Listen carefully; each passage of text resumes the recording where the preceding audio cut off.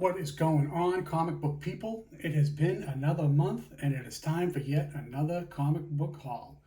I'm excited that you're here. Thank you for joining in and watching this video today. I have a lot of cool books that I want to get to that I've accumulated in the last month and even before that, because I have a backlog of books that I want to show you guys. That's quite extensive, but let's get into this. Okay, what is this? Oh, this is Sensational She-Hulk number 40.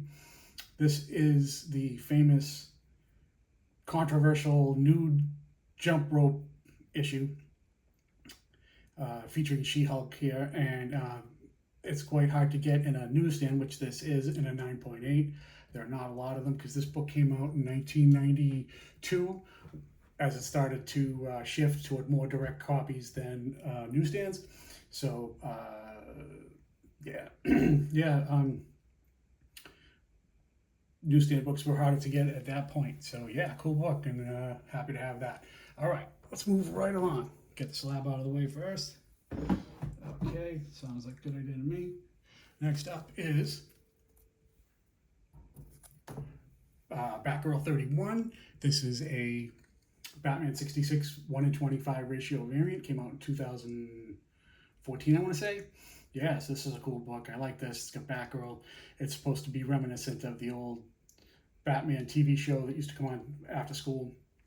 And if you look all around her, you can see like all the Batman villains looking at her, like all blacked out with just their red eyes are showing.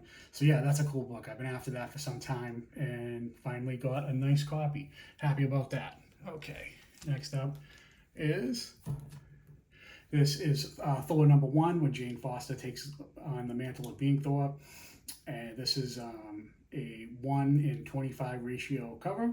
So nice book to have. Always looking for those. There's a couple more variants for this that I'm looking to get, and then that will close it out for me.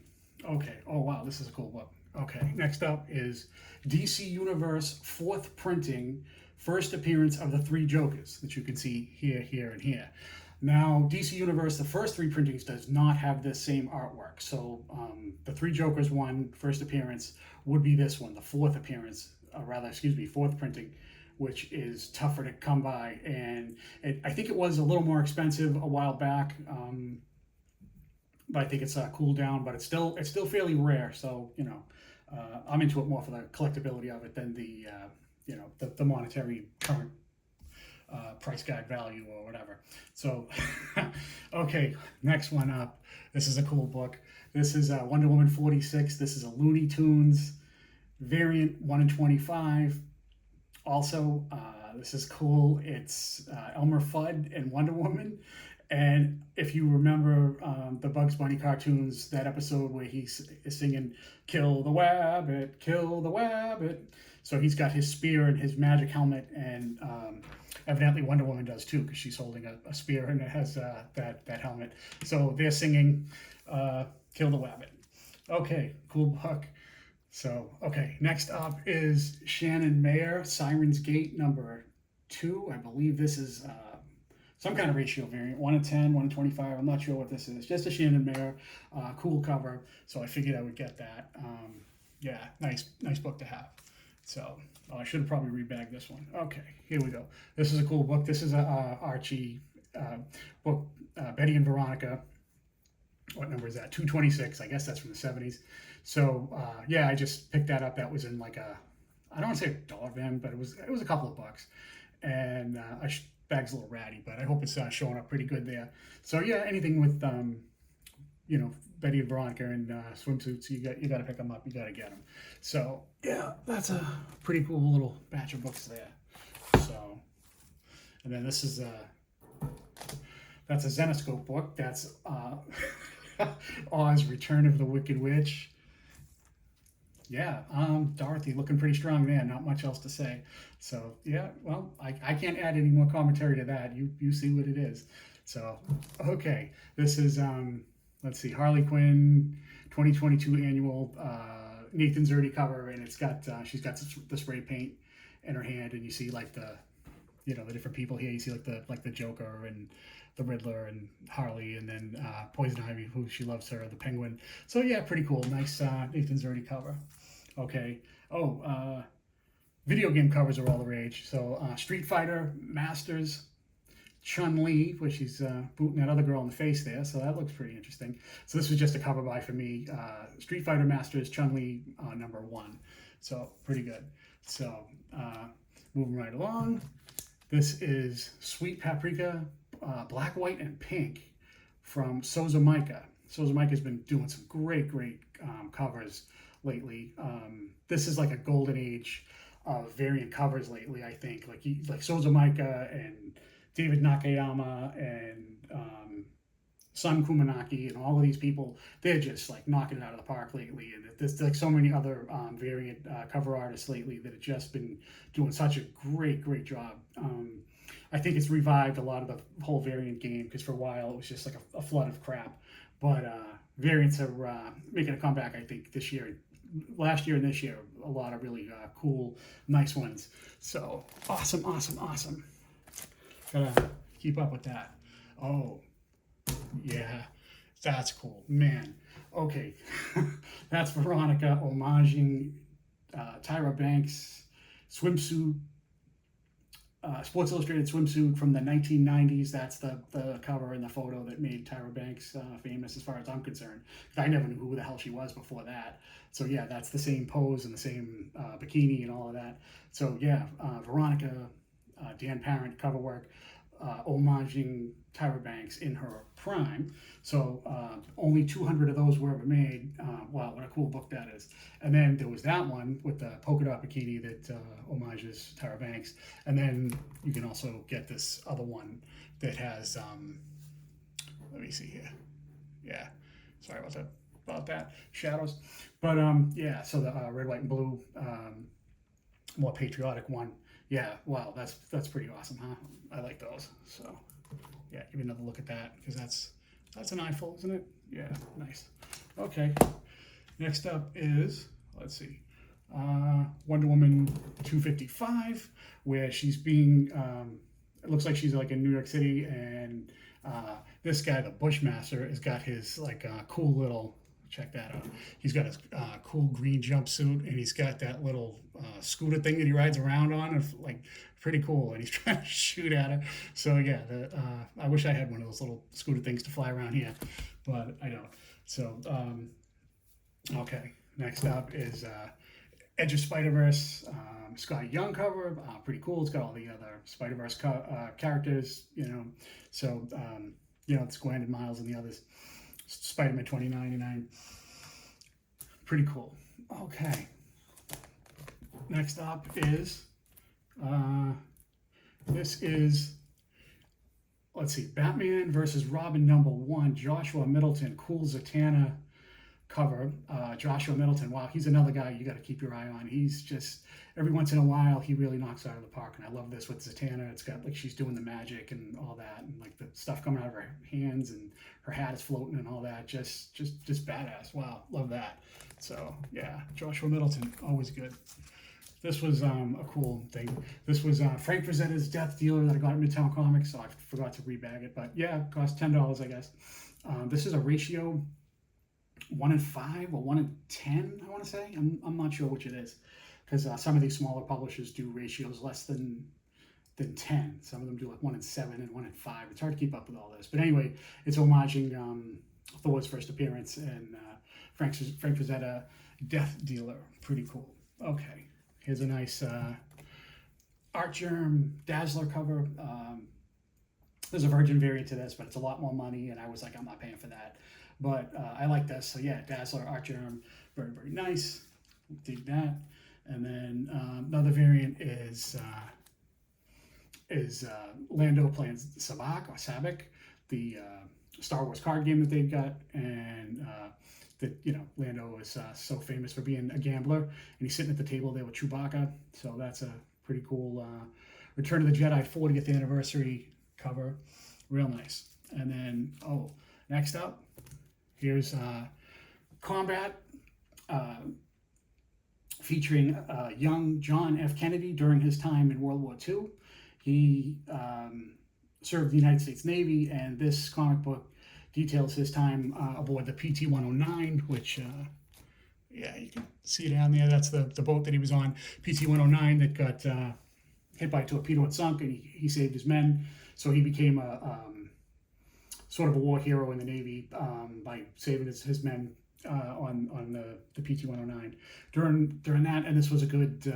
Let's see. I think it happened in like 1943, and of course he was elected as the president in 1960. So yeah, cool. John F. Kennedy comic book. So like that kind of stuff. So okay. Oh boy, this is a cool one. This is a Lady Death cover. This is a 1 in 75.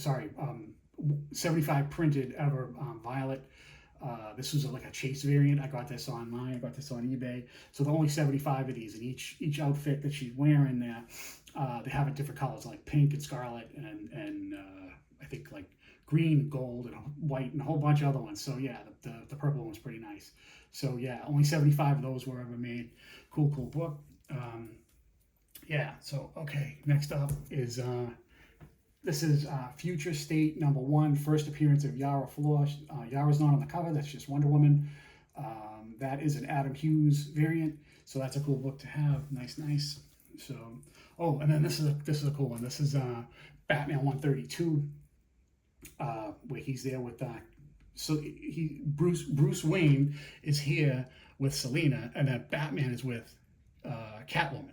So you can kind of see that in like the background. So it's like kind of some like trippy thing that they're doing there. So yeah, you can see like Bruce, he's holding Selina's hand, and then you see in the background you see Batman holding Catwoman's hand in like the reflection of the party or soiree that they're at together, having a good time. Okay, next up, ooh, this is a cool one.